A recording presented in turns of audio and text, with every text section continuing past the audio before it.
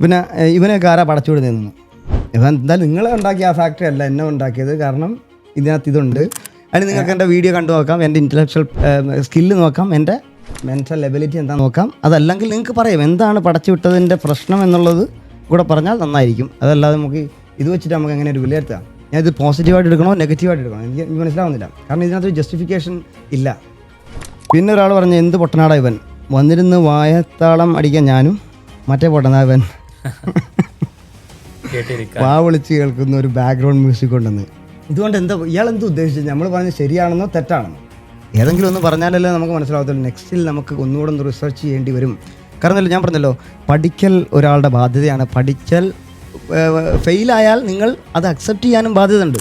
നിങ്ങൾ പഠിച്ചത് മാത്രം ശരിയെന്ന് പറയരുത്. നിങ്ങൾ പഠിച്ചത് ഒന്നുകൂടെ ഒന്ന് റിവൈസ് ചെയ്യണം. അതായത് ഫീഡ്ബാക്ക് ലൂപ്പ് എടുത്തതിന് ശേഷം വന്ന് വീണ്ടും നിങ്ങൾ പഠിക്കണം. അതുകൊണ്ട് ഞാൻ പറയാണ്, പൊട്ടനാണെങ്കിൽ ഞാൻ പൊട്ടനാണ്, പക്ഷേ പൊട്ടനായത് ഏത് ഭാഗത്താണെന്ന് പറഞ്ഞാൽ ഞാൻ പഠിക്കാം. I don't care.